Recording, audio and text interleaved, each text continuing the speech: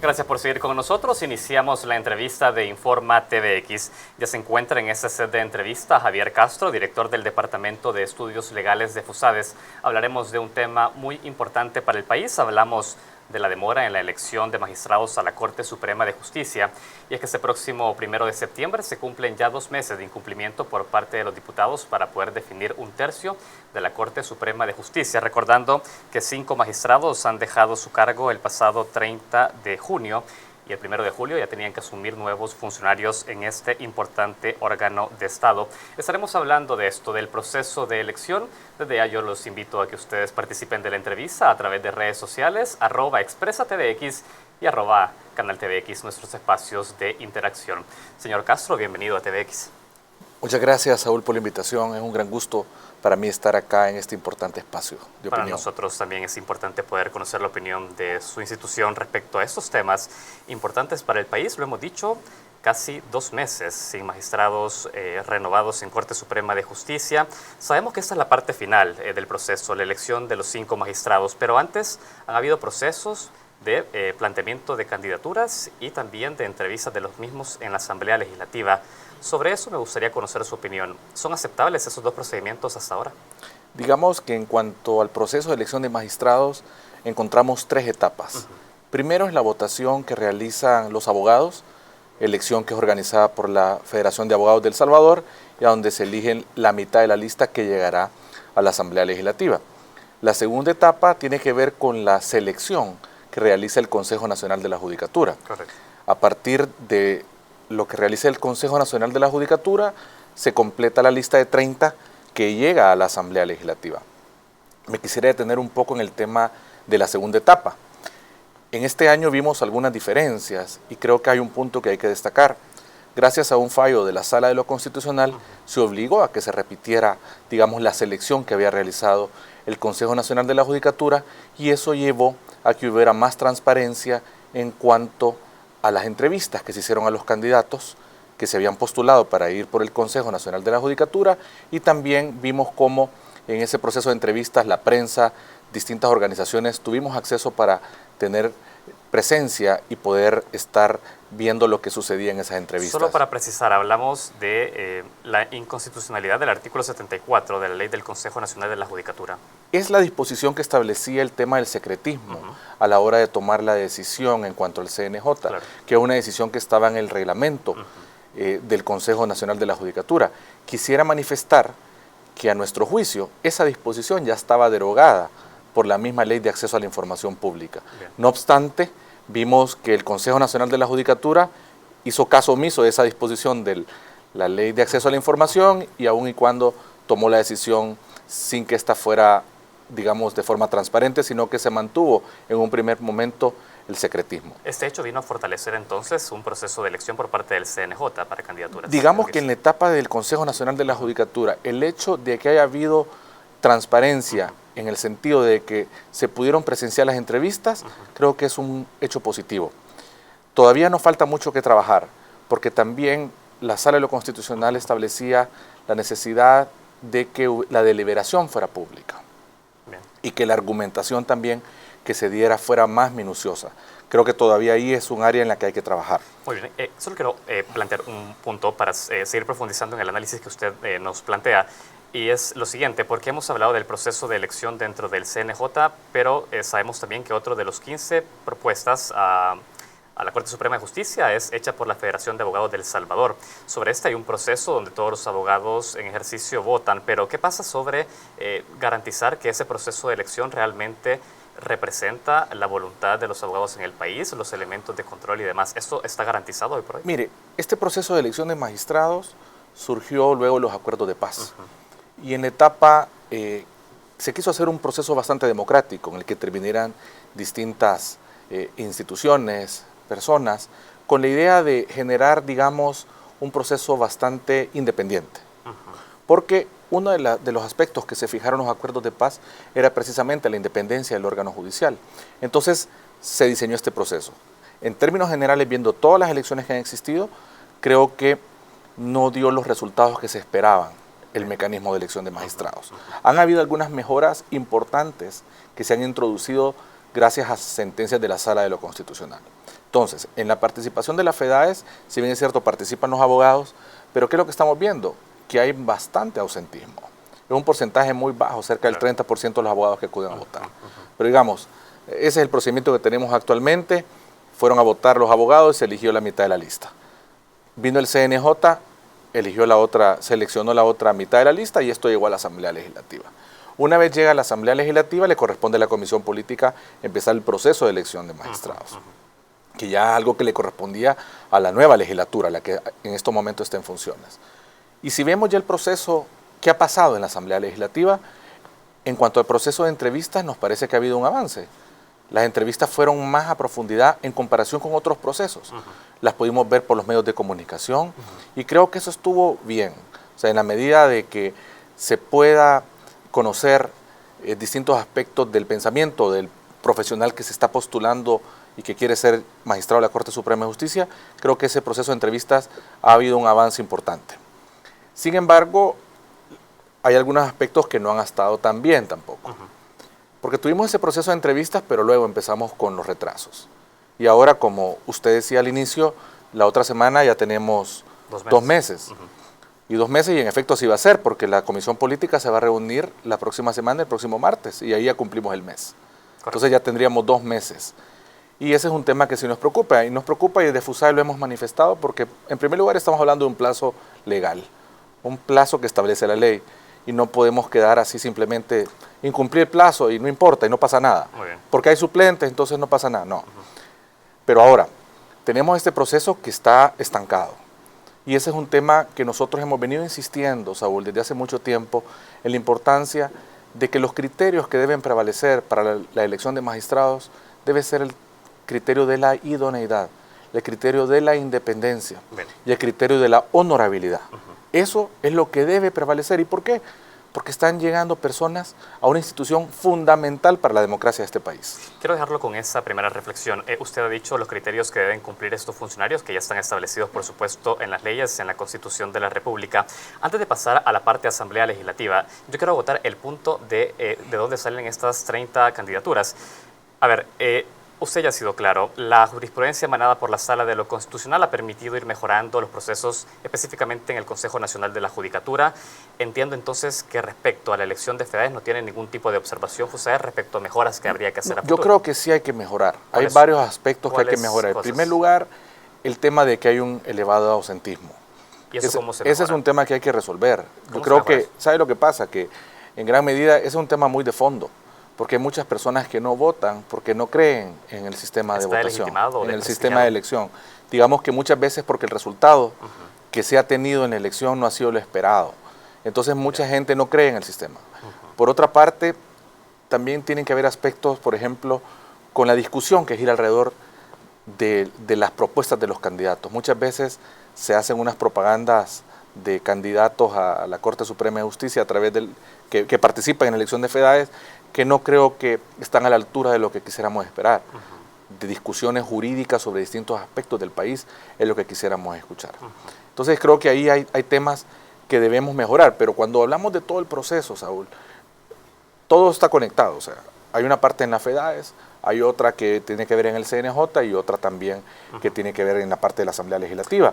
Porque también tiene que ver el tema de las asociaciones que postulan candidatos también. Hemos dicho de que debe haber más rigurosidad en cuanto al control de estas organizaciones que participan y que postulan candidatos para la votación de la FEDAES. Muchas veces son organizaciones de abogados que no tienen mucha estructura. Y hay otra cosa. El avance más importante que ha existido de parte de la jurisprudencia ha sido más bien en cuanto al perfil que debe reunir el magistrado. Entonces, si ya sabemos estos lineamientos que los que tiene que seguir la Asamblea Legislativa, esos filtros deberían de iniciarse desde del primer momento. Porque llega a la Asamblea. Exacto. O sea, digamos que se puedan llevar a cabo esos filtros por la misma FEDAES previamente. Hay otro aspecto también, el tema del reglamento de la FEDAES. Ese es emitido por la FEDAES. Este debería ser algo emitido por el Consejo Nacional de la Judicatura o un ente público. En todo caso, ¿ustedes recomendarían un mayor control de las instancias del Estado sobre esos procesos que hacen en primera instancia esas organizaciones? No mayor control, sino que, o sea, tiene que haber, digamos, una mejor regulación en cuanto al funcionamiento de las entidades que proponen abogados, porque hay unas que no tienen mayor estructura. Pero, como mencionaba, son varios elementos que hay que ir sumando. Pero lo que yo me refería de la importancia de estos filtros que tienen que existir a nuestro juicio en las 3 etapas, es porque si no nos exponemos a una inconstitucionalidad. Claro. Y ya sucedió. Correcto. Entonces, mejor es hacer las cosas bien desde el principio para no exponerse a una Y por inconstitucionalidad. eso le preguntaba desde el proceso de la presentación de las ternas y las candidaturas, porque, y es bueno que usted ya lo reitere, es importante que controlemos desde ese paso, desde el paso de la propuesta de candidaturas, que se cumpla con la ley. Hablemos de un punto, porque usted ha dicho la siguiente fase ha sido dentro de una subcomisión especial en la Asamblea Legislativa que ha entrevistado a estos candidatos. Entiendo que ustedes en su última análisis de coyuntura legal en nuestro país han hablado que, si bien las entrevistas han venido a contribuir, no terminan de ser un mecanismo que profundiza en el pensamiento jurídico y todos los criterios de idoneidad. ¿Qué haría falta en esta fase para poder mejorar? Yo creo que, como decía al principio, ha habido un avance notable y hay que reconocerlo. O sea, creo que en este proceso de elección de magistrados, la Asamblea Legislativa mejoró mucho en cuanto a las entrevistas. Hubo preguntas que inclusive ya se referían en particular al candidato, o sea, no eran preguntas en abstracto, sino que era viendo un expediente haciendo una pregunta. Claro, tenemos que ir mejorando en esto. Nosotros habíamos preparado inclusive una propuesta de decálogo de algunas preguntas y algunas fueron tomadas en cuenta, lo cual creo que es una señal muy positiva. Bien. Lo que pasa es lo que estamos viendo, creo que hasta ese momento estuvo todo bien. A donde empezaron cosas que no nos parecieron que estaban bien, fue cuando empezó el tema de las deliberaciones. Ahí fueron a puerta cerrada, no hubo acceso a la prensa. Que eso ya es comisión política. Subcomisión, la subcomisión que se creó. Antes de pasar al dictamen, las deliberaciones fueron a puerta cerrada. Bueno. Posteriormente, tenemos la situación que está en estos momentos, que no ha habido un acuerdo. Y creo que acá viene el punto que hay que analizar con mucho, ¿perdón? Con mucho detenimiento, seguramente. Con mucho detenimiento. Es que justamente lo quería interrumpir en ese punto, director, porque tengo que hacer la primera pausa de la entrevista y quiero dedicar el siguiente bloque solo para que hablemos justamente de ese vacío que tenemos hoy por hoy en la Asamblea Legislativa para cumplir con estos magistrados. Nosotros vamos a hacer la primera pausa de la entrevista. Se encuentra en este espacio Javier Castro, director del Departamento de Estudios Legales de FUSADES. Hablamos del proceso y de la demora en la elección de magistrados a la Corte Suprema de Justicia. Ya volvemos.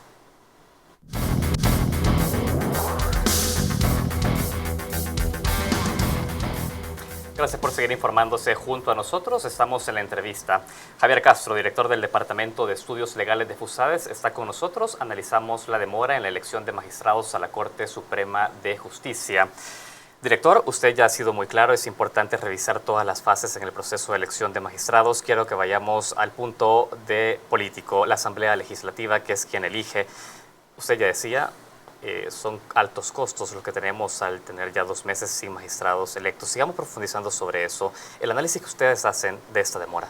Bueno, primero quisiera manifestar que esperamos de que se elija pronto, pero no basta que se elija pronto.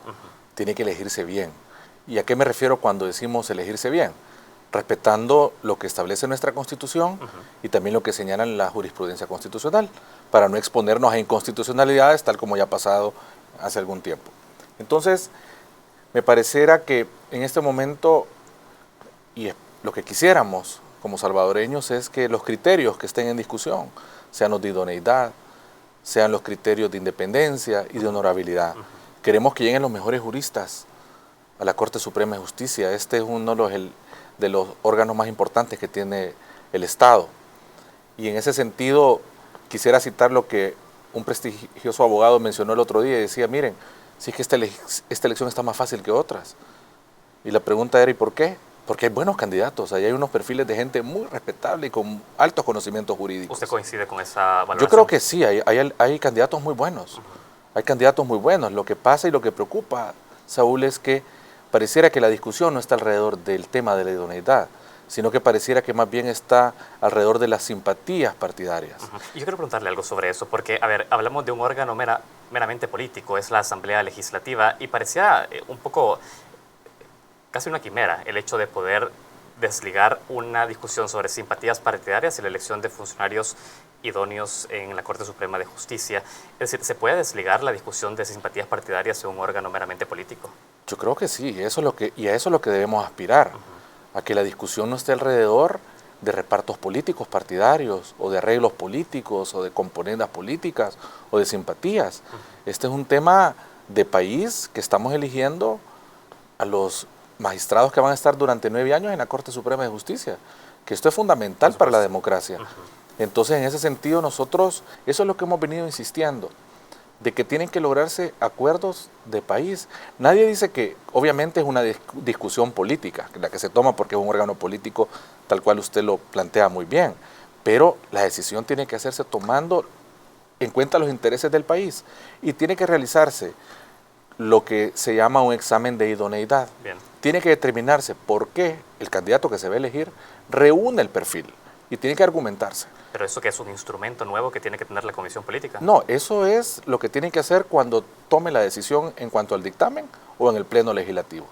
Tiene que estar determinado por qué esta persona que se está queriendo elegir como magistrado reúne las cualidades y el perfil de magistrado. Pero este proceso ya no lo habrá realizado la subcomisión a la hora de hacer la entrevista con un instrumento metodológico ya.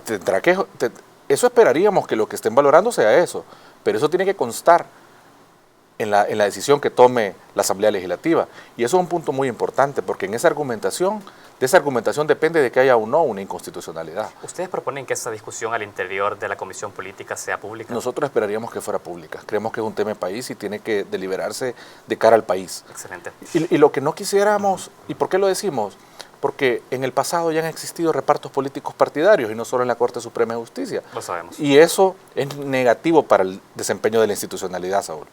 Muy claro, director. Yo quiero saber algo, porque lo que ha hecho hasta ahora la Asamblea Legislativa es ir depurando una lista de candidatos hasta el 24 de agosto. No sé si hay un dato más reciente, usted nos corrige.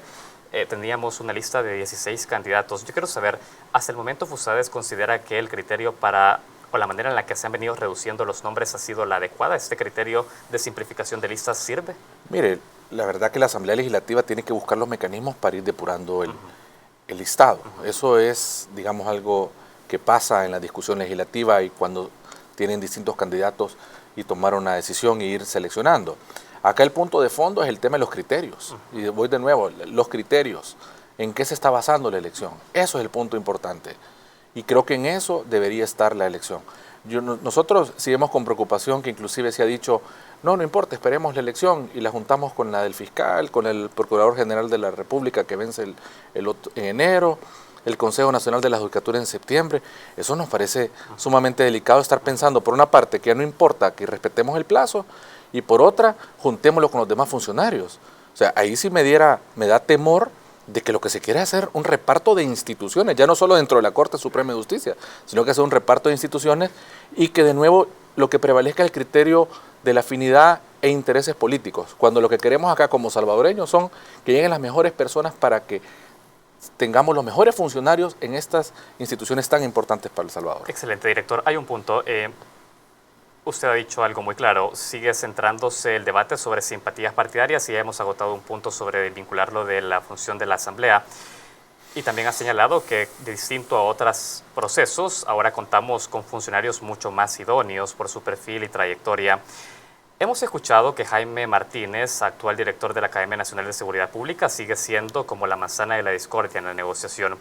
¿Hay un planteamiento sobre la trayectoria de Jaime Martínez que tengan ustedes como institución, una valoración de él como profesional? Nosotros no hacemos valoraciones de personas, Saúl. Simplemente lo que nosotros insistimos es en el tema de los perfiles, cómo debe llevarse a cabo la argumentación y cómo debe ser el proceso de elección. Pero desde Fusades no hacemos un análisis individual por cada persona.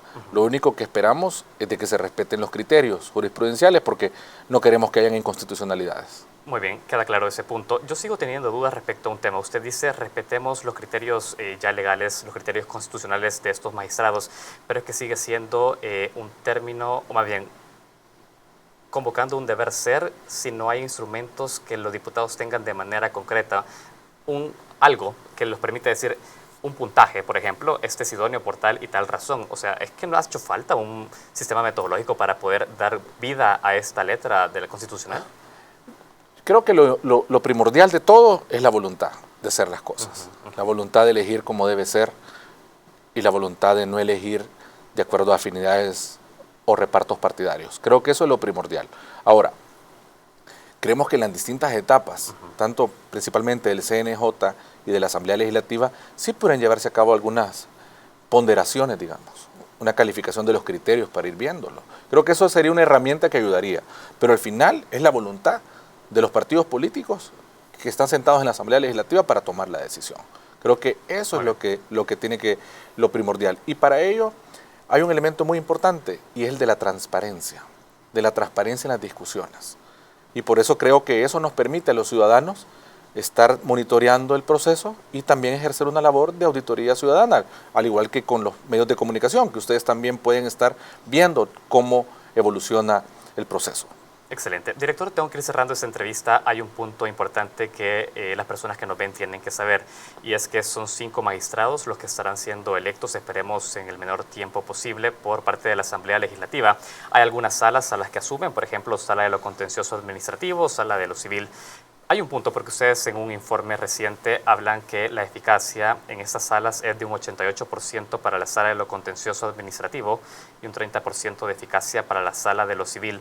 Yo quiero saber de qué manera los funcionarios electos por la Asamblea Legislativa tienen la posibilidad de revertir estos números y llegar a cifras que superen el 100%, si es posible. Mire, nosotros lo que sacamos es una tasa de eficacia, tratando de ver los casos que han egresado en un periodo, los que han ingresado versus los egresados, y tratamos de ir viendo cuánto es la tasa que acumula. Y en efecto, una de las salas que más está acumulando casos es la sala de lo contencioso administrativo. Entonces, nosotros creemos de que tienen que, primero, ver de qué forma se revierte esta situación de demora judicial, que existe en algunos casos, que no avanzan, y tienen que crearse mecanismos dentro de las salas para agilizarlos, porque tenemos otras salas que están siendo bastante ágiles, expeditas con los procedimientos que tienen. Pero, por ejemplo, vemos algunos casos, para mencionar la sala de lo contencioso administrativo, que también lo hemos expresado, de que hay unos casos que ahí se detienen y no avanzan, como por ejemplo muchos casos del Instituto de Acceso a la Información Pública. Se interpone el recurso ante la sala de lo contencioso y de repente ahí pasa mucho tiempo sin que haya una resolución. Entonces yo creo que tienen que haber mecanismos para agilizar el trabajo que tienen las salas de la Corte Suprema de Justicia y en particular estas dos que usted mencionó. ¿Y eso depende de los magistrados de cada una de esas salas? Definitivamente, definitivamente. ¿Es también una cuestión de voluntad política? Es una cuestión de querer hacer las cosas y también de introducir mecanismos de eficiencia a la hora de manejar estos procesos para que sean más rápidos. Muy bien, director, hay un punto y con eso cierro. Hemos hablado de la importancia y ya la jurisprudencia es muy clara respecto a elegir a funcionarios que tienen que administrar la justicia y no tener vínculos de carácter partidario, y ya nos queda muy claro por qué tiene que ser así. Pero ¿qué pasa respecto a los vínculos de carácter empresarial? ¿Hay regulación sobre esto? ¿Cree que hace falta también de que las personas que administran justicia tampoco estén, bajo el control o el dominio de intereses de carácter privado? Creo que en términos generales, creo que cualquier magistrado que se va a elegir tiene que ser una persona proba, una persona independiente de cualquier sector. O sea, la jurisprudencia expresamente lo que ha establecido es el tema de la afinidad política partidaria. Correcto. No obstante, ahí lo que se quiere es que lleguen personas independientes de cualquier otro sector. Creo que eso es importante. También hay que tener cuidado de no querer descalificar a todo mundo simplemente porque viene de algún sector u otro. Eso es el trabajo que ya tiene que realizar la Asamblea Legislativa a la hora de evaluar esos perfiles y evaluar la trayectoria que ha tenido esa persona. Yo creo que al final eso es lo importantísimo, evaluar toda la hoja de vida, la trayectoria, el trabajo realizado, los puntos de vista que ha tenido en determinados temas jurídicos, creo que es importante. Pero eso puede ser un argumento también que pueden utilizar personas vinculadas a partidos políticos y decir por qué me descartan por pertenecer a un partido si tengo una hoja de vida. No, lo que pasa es que en el caso de los partidos políticos es distinto, porque digamos que aquí estamos hablando de un órgano jurisdiccional y la misma Constitución habla del principio de independencia judicial, ¿verdad?